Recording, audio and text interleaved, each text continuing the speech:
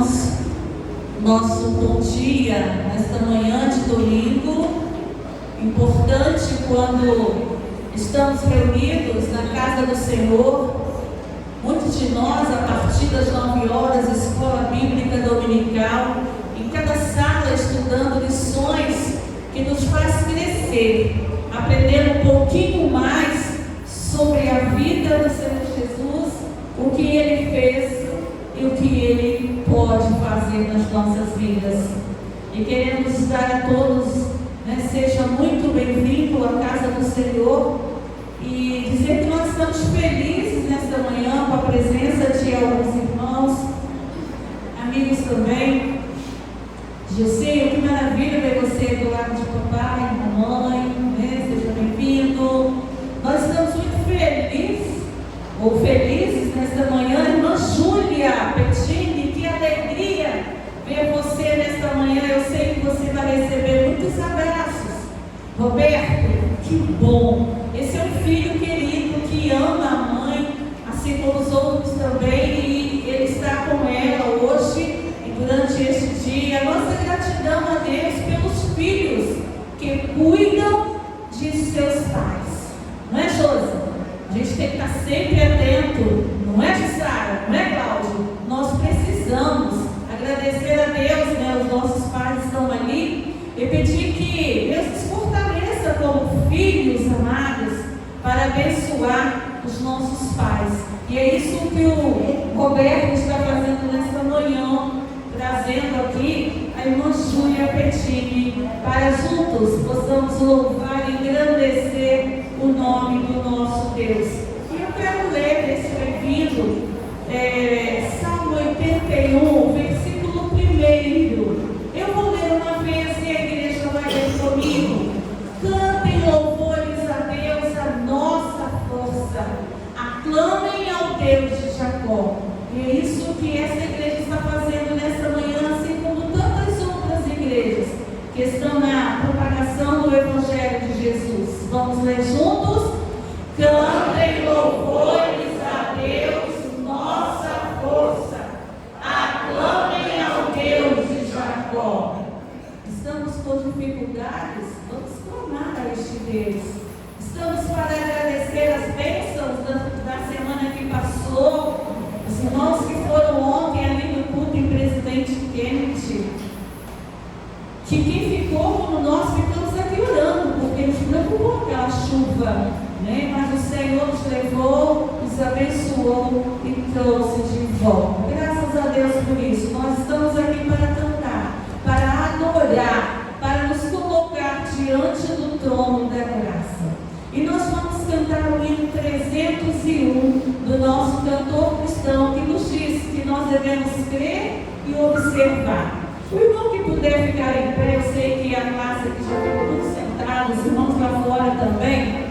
Vamos ficar de pé e vamos entoar este hino 301 do nosso cantor cristão.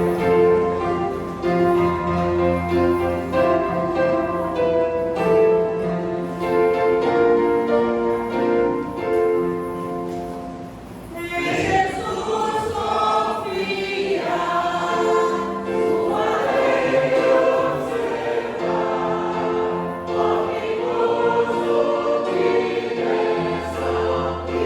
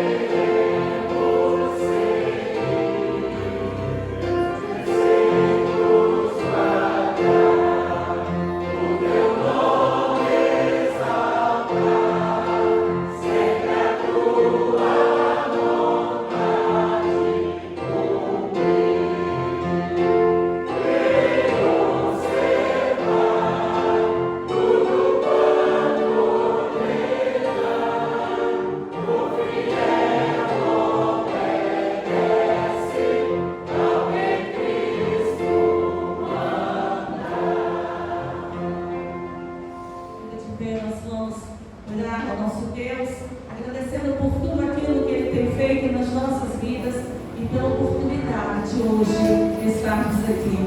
Irmã Nédia, nós vamos pedir você para orar ao Senhor, porque é muito importante, Nédia, saber que você está presente aqui conosco, congregando na nossa igreja, ou em nossa igreja. Oremos então. Amém. Senhor nosso Deus, diante da tua presença chegamos para agradecer por mais uma oportunidade que nos concedeu de estarmos aqui reunidos no amor de Cristo Jesus. Queremos pedir ao amado para que esteja conosco durante o culto, por meio do seu filho, pastor, traga a mensagem, Senhor, que nos preparou, que nossos ouvidos estejam atentos a entender a mensagem que tens para conosco. O Espírito Santo esteja nos conhecendo, o Espírito Santo esteja nos impactando de fora para dentro, de modo que possamos ser transformados e também transformar aos nossos. Entregamos tudo nas suas mãos, para que seja feito em nós conforme o seu querer. Perdoa, Senhor Deus, das nossas falhas, e que seja tudo para a sua honra e sua glória. Em nome de Jesus. Amém. Amém. Muito bom, irmãos, estarmos unidos no amor do Senhor. Podemos sentar. Nédia, né, não é brasileira, mas a partir do momento que ela veio para cá estudar, ela veio também congregar. Vitor, também nós estamos muito felizes. Pena que já está quase na hora, né? Mas nós vamos continuar orando pelo irmão, para que tudo dê certo na sua vida também. Vamos prestar atenção agora nos nossos avisos da semana. Fique ligado nas atividades da semana da PPJM.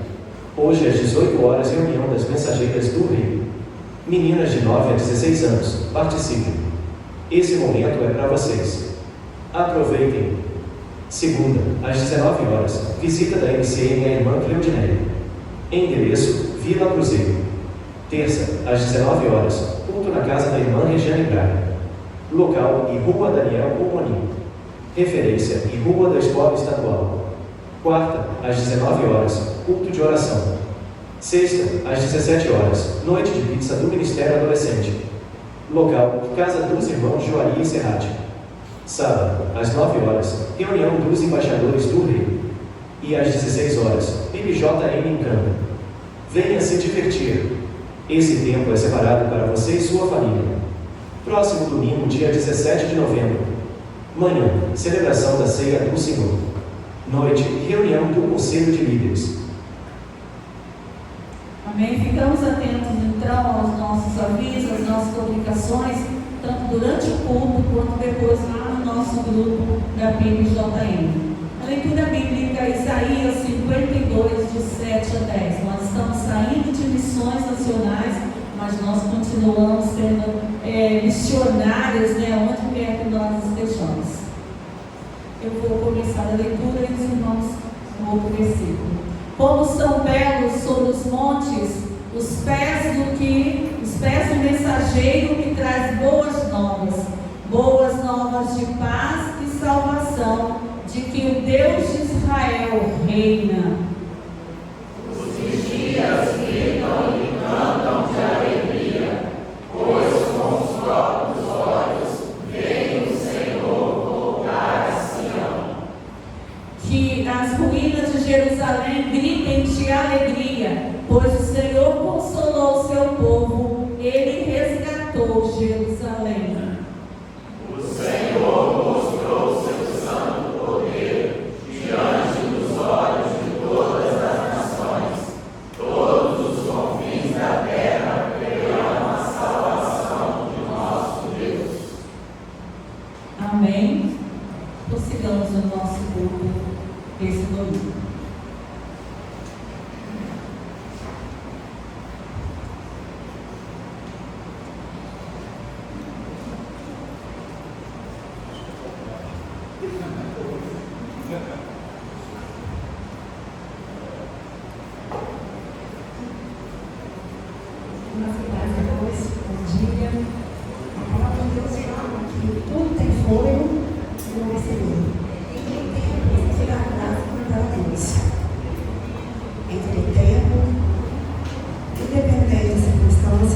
Vamos ficar de pé, nós vamos cantar agora, nós vamos uma canção intimada, né? Então vamos colocar a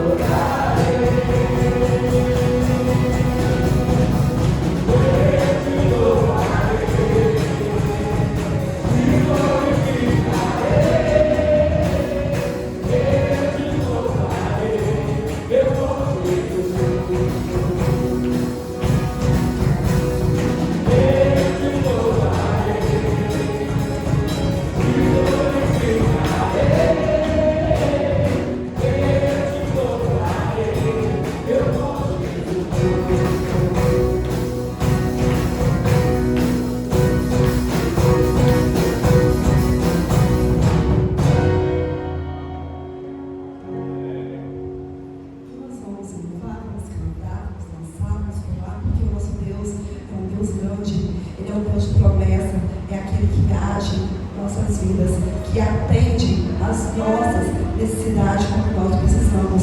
Ele é único, quão grande é o meu Deus e o seu Deus. Eles que tiverem dízimos, oferta, podem vir depositar no altar do Senhor.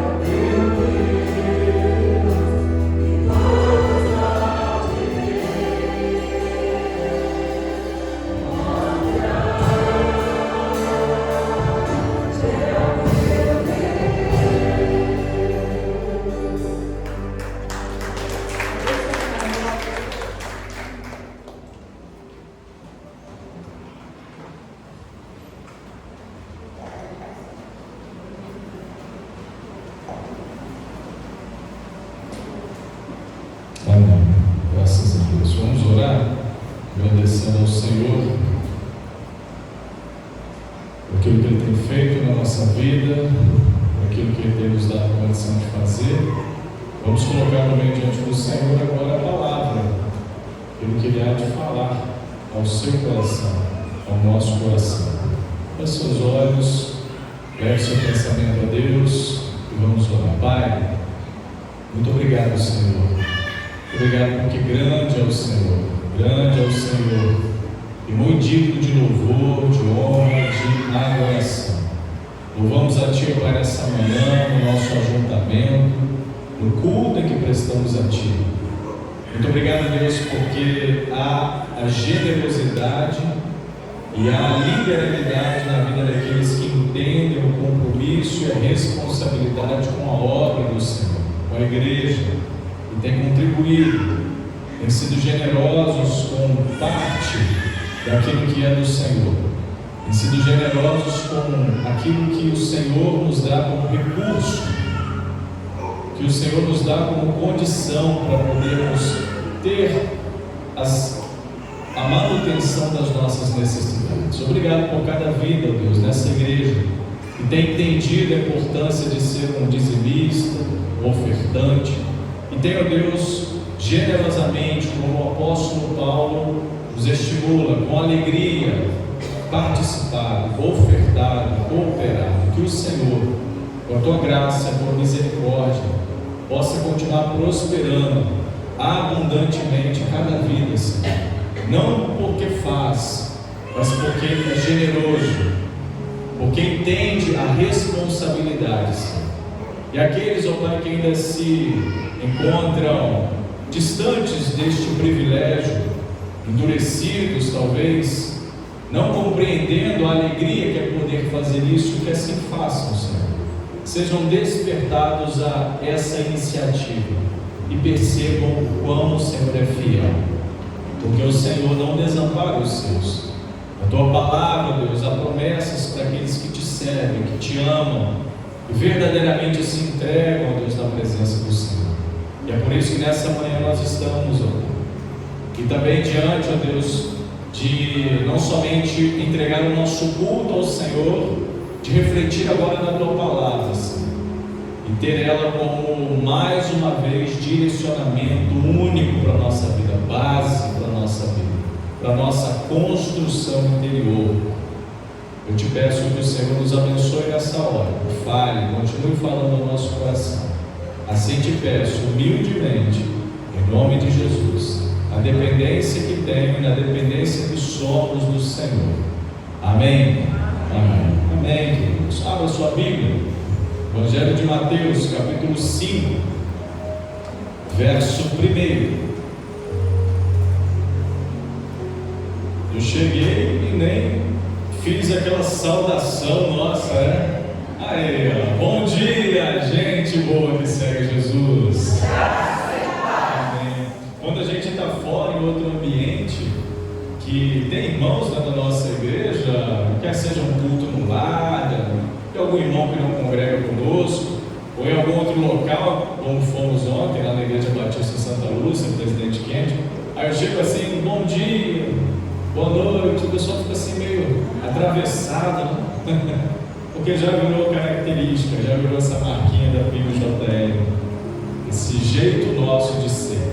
Que Deus nos dê sempre essa graça, para mantermos com qualidade, excelência e humildade aquilo que Deus requer de cada um de nós. Evangelho de Mateus, capítulo 5, verso 1, caminhando um pouco mais na nossa construção interior, hoje trazendo a sua reflexão: felizes os pobres de espírito. Felizes os pobres de espírito. Então abra sua Bíblia ou acompanhe a leitura que será projetada. Vendo Jesus as multidões, subiu ao monte e, como se assentasse, aproximaram-se os seus discípulos. E ele passou a ensiná-los, dizendo: bem-aventurados os humildes de espírito, porque deles é o reino dos... Leiam todos em uma só voz esse verso 3.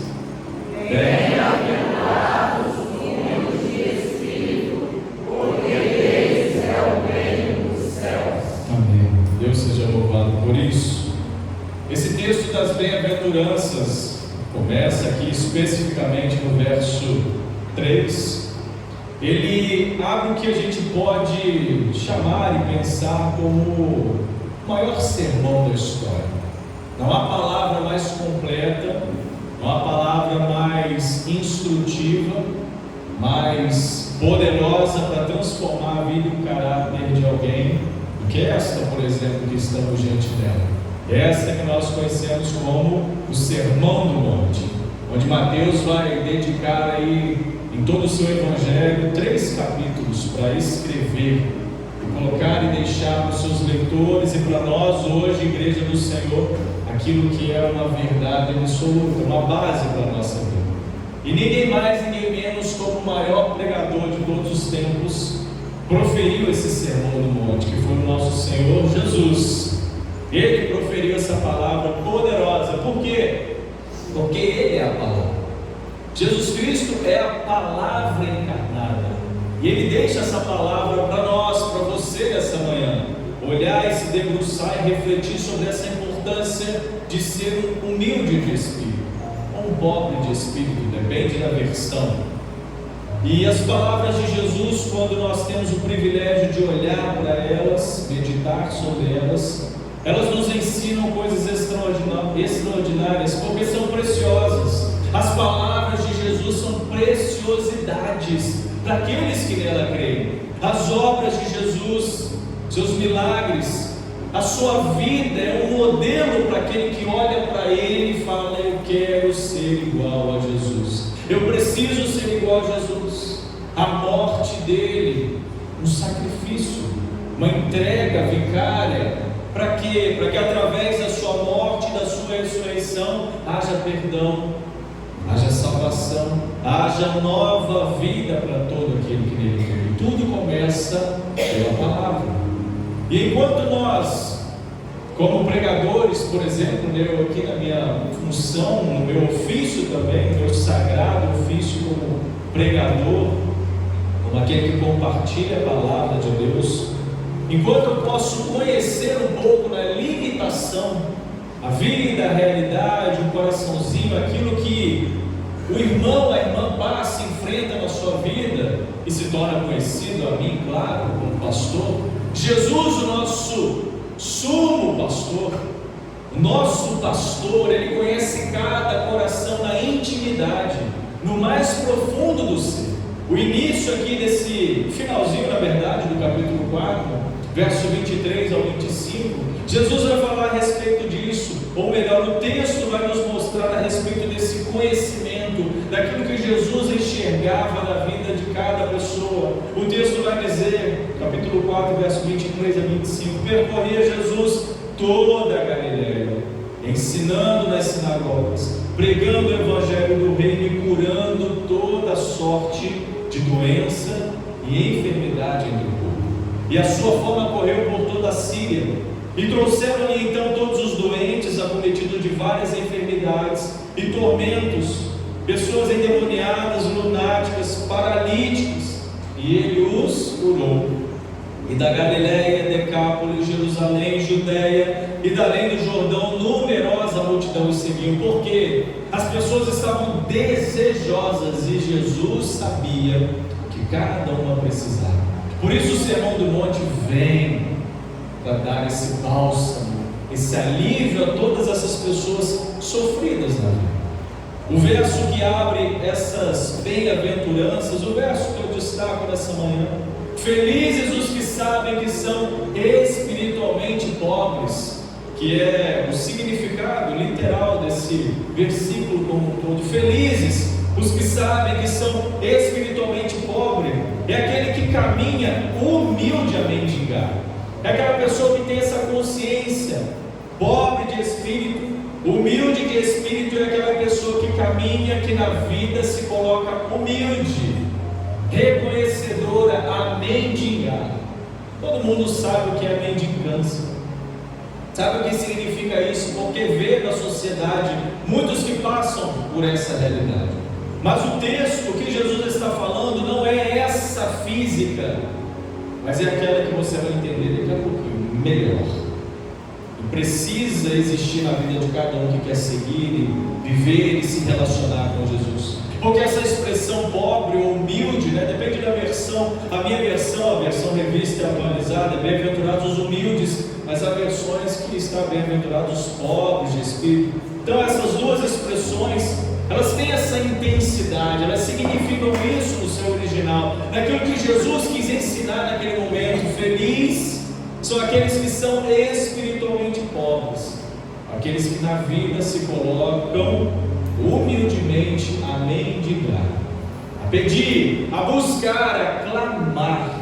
É aquela pessoa que luta contra a sua própria natureza, essa natureza terrena aqui, buscando no Senhor, pedindo e implorando a Deus pela sua graça, pelo seu Espírito na vida. Isso é ser um bem-aventurado. Feliz o homem, bem-aventurado, significa isso. Feliz o homem, a mulher, a pessoa, entende isso. Por isso há versões, como eu acabei de dizer agora, que traz essa expressão humilde de espírito, como a minha, por exemplo. E essa expressão também, humildade, é uma expressão que vem do latim humus, que significa terra. Ou seja, ser humilde nesse contexto não é andar se arrastando olhando para baixo, ou seja, precisa ser aquela pessoa humilde, cabisbaixa, aquela pessoa assim, que não tem nem a coragem de levantar os olhos e contemplar. Não é nesse sentido de humildade, uma pessoa em total submissão terrena, não é isso. É no sentido de humildade em total submissão a Deus. É nesse aspecto aqui que esse texto está chamando a nossa atenção. É ter a lucidez para viver uma vida sem arrogância, sem prepotência, sem soberba. Irmãos, o que existe no meio dos crentes é muitas das vezes esses imperativos, esses comportamentos. Tem muito crente que se acha soberbo, tem muito crente que se coloca de forma arrogante, prepotente para com o outro, e é totalmente oposto daquilo que Deus quer para cada um de nós, porque nós devemos ser exatamente como Deus quer que nós sejamos, o oposto disso. Nós não precisamos nos mostrar superiores a ninguém, nem inferiores, nem superior e nem inferior. É viver uma vida com consciência daquilo que Deus quer que vivamos, ser humilde nesse entendimento que Jesus nos chama a atenção, ou pobre de espírito. Pense sempre nessas duas vertentes caminhando juntas, as duas palavras, o mesmo significado e intenção, verdade. Ser humilde ou pobre de espírito, naquilo que Jesus está chamando a nossa responsabilidade nessa manhã, não tem nada a ver com possuir bens. Tem gente que pensa que essa visão, esse entendimento, esse ensino que Jesus coloca para os seus tem a ver com abrir mão daquilo que é terreno. Não é necessariamente isso que Jesus está falando. Não tem nada a ver com possuir bens materiais, pois tem a ver com algo que é interior. Lembra? Estamos tratando sobre construção interior. É dentro de você. Não tem nada a ver com ter, tem a ver com ser. É totalmente diferente. O humilde respeita o outro, pois olha para o outro sem preconceito. Não julga, pois sabe, pois não se considera melhor que os outros. Ouve, pois sabe que não possui toda a verdade. É uma pessoa ensinável. É alguém que está disposto e aberto a aprender. Sabe por quê, irmãos? Porque a verdadeira felicidade diante das pessoas que não conhecem a Jesus é um grande paradoxo. Porque humanamente falando, a felicidade ela vai caminhar paralela às realizações materiais. Então por isso que a verdadeira felicidade é um grande paradoxo aos olhos do mundo. Essa bem-aventurança de Jesus, o desafio para você pensar nessa manhã, revela o total vazio dos valores do mundo. Você pode ter, ou pode não ter, mas você pode ser feliz do mesmo jeito. Porque tem gente que acha que a felicidade, não estou aqui, é só ter. É só ter. Então exalta aquilo que o mundo despreza. Essa bem-aventurança exalta aquilo que o mundo despreza e rejeita aquilo que o mundo admira. Ou seja, eu não preciso ter somente para ser feliz. Eu não preciso nessa vida ser uma pessoa totalmente abastada para dizer que eu sou feliz. Não preciso disso, porque os valores do reino de Deus são como uma pirâmide invertida. Não é uma pirâmide invertida? Uma pirâmide, né? Ela tem a ponta mais fina lá em cima. Pensa nela invertida. São os valores do reino de Deus. Jesus diz que feliz é o pobre de espírito e não a pessoa autossuficiente, arrogante, soberbo, ou seja, aquela pessoa que está acima, né, na sociedade, não é? Poxa, aquela pessoa é feliz, eu aqui na minha luta, poxa, eu sou uma pessoa derrotada. Quem disse? Isso talvez é o mundo dizendo isso às pessoas, mas no Senhor não é assim que funciona. Jesus contou uma história, uma parábola, que está lá em Lucas capítulo 18, verso 9 ao verso 14. Uma parábola para alguns homens soberbos. Há homens que tinham essas características de altivez. E nessa parábola há dois personagens. Quem talvez conhece a referência, já está lembrando do texto, qual é a parábola, mas você vai lembrar agora. Que é um homem que se sente espiritualmente pobre e um outro que se acha espiritualmente rico. Que parábola é essa? A parábola do fariseu e do publicano.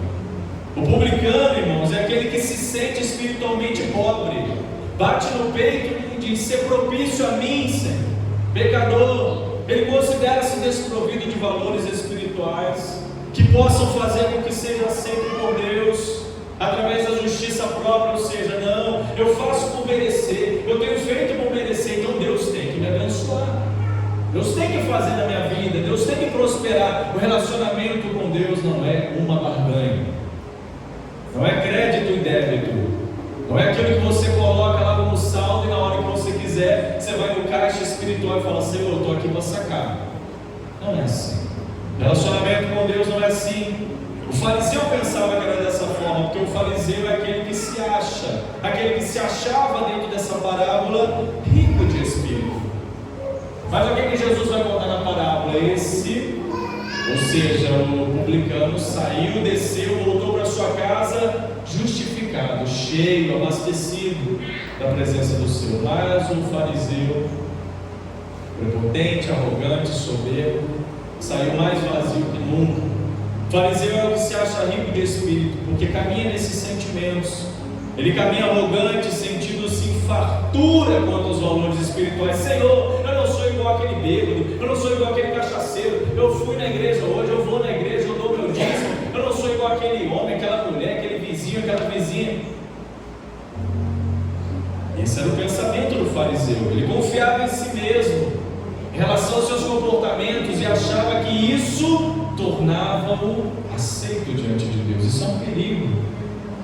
Por isso que a verdadeira felicidade não está nas coisas externas, irmãos, mas nas realidades, naquilo que você vive e experimenta no Senhor internamente, no seu coração. A verdadeira felicidade está centrada não na posse das bênçãos, ou seja, aquilo que eu recebo, mas no fluir da intimidade com Deus. Como está a sua intimidade com Deus, meu irmão? Como está a sua intimidade com o Senhor? Sua intimidade com Deus é só no momento que você está aqui? É só na igreja? É só no culto? Como é que está? Há uma tendência, um pensamento em todas as possessões materiais, ou seja, naquilo que se tem, de obscurecer as necessidades que elas não podem satisfazer. Conhece esse tipo de gente? Quanto mais tem, mais quer? Aquele buraco negro dentro de si, um vazio, que as coisas não podem preencher. Jesus falou do homem, lembra, que derrubou os celeiros, construiu maiores, encheu os maiores e disse: agora, alma, regala-te, aproveita, se satisfaz, porque você tem tudo. O texto vai chamar aquele homem de louco. Porque essa noite podem te pedir a tua alma, no texto, no contexto ali, o que você tem preparado. Suas mãos estavam vazias diante do Senhor. E uma última coisa para você guardar no seu coração é que a verdadeira felicidade não é apenas uma promessa para o futuro, irmãos. Tem gente que acha que caminhar com o Senhor é só quando Jesus voltar. Aqui é um perrengue danado. Aí quando Jesus voltar, as coisas vão melhorar. Pode ser, irmãos, pode ser que aqui nessa vida a gente passe mesmo nos altos e baixos, as perseguições, umas bordoadas aqui e ali, as incompreensões das pessoas. Faz parte, faz parte. É o processo de forjar o seu caráter. Os desertos da vida existem na vida do crente para forjar o seu caráter, para prová-lo. Mas a verdadeira felicidade não é apenas uma promessa, irmãos, para o futuro, mas sobretudo uma realidade no presente. Aqui. Não pode ser feliz aqui.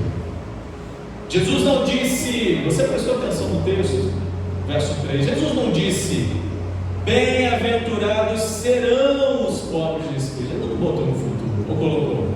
Eu li errado. Jesus não disse isso, bem-aventurados serão os pobres de espírito, mas ele disse, bem-aventurados são. É no presente, é agora. Os cristãos, irmãos, não serão felizes apenas quando chegarem no céu, que é onde a gente mais expecta para experimentar. É o que a gente busca, não é, irmãos? É o que você busca, eu creio nisso em nome de Jesus. É a eternidade ao lado do Senhor, mas com o Senhor, desde o momento que você assume o compromisso com Ele, você já se torna feliz, você já é feliz. Mas pastor, e aquelas coisas que estão faltando? Você se torna feliz mesmo na falta. E aquela dificuldade, pastor, que eu estou passando lá na minha família, um negócio que não muda, aquela realidade dura, difícil, continua sendo feliz, você se torna feliz. Você recebe da parte do Senhor ajuda e auxílio para vencer.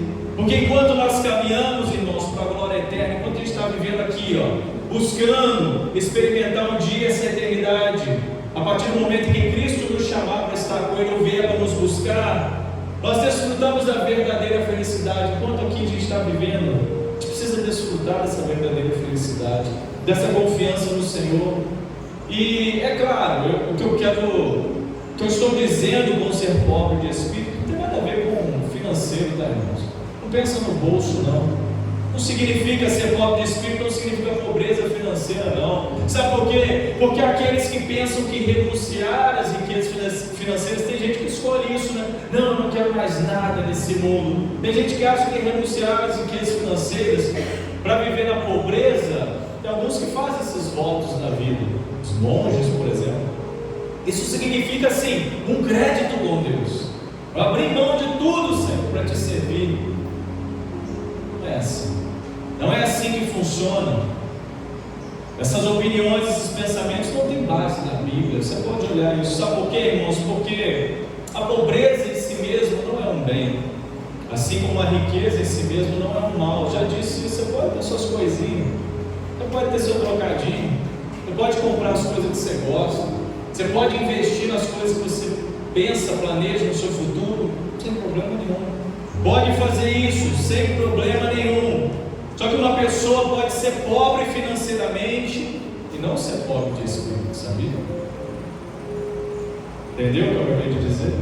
Uma pessoa pode ser pobre financeiramente, ela pode até não ter recursos, mas não ser pobre de espírito.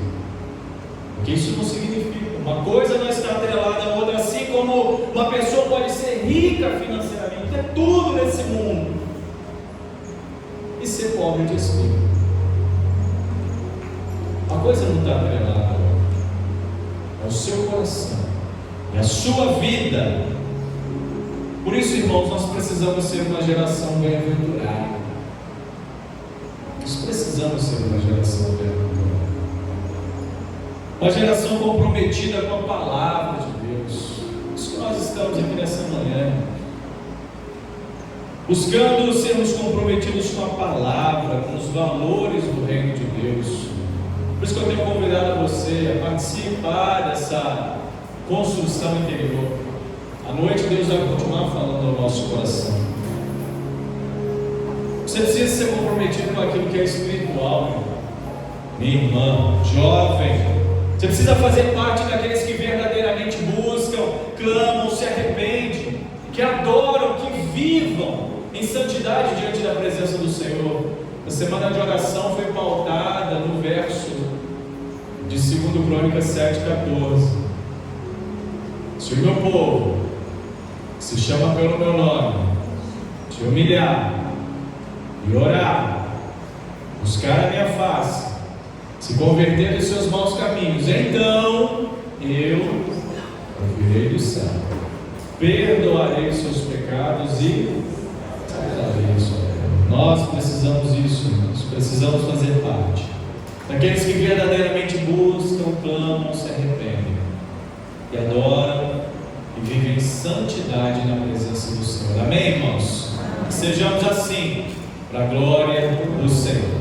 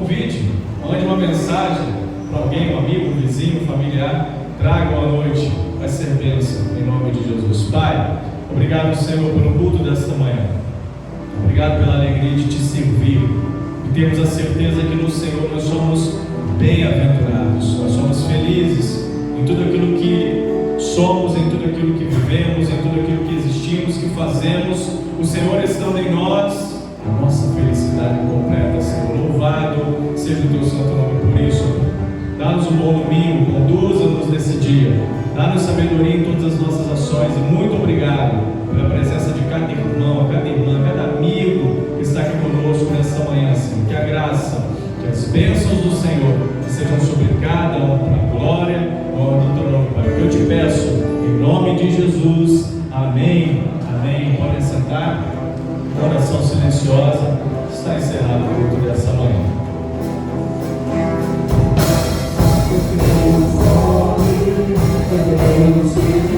Deus,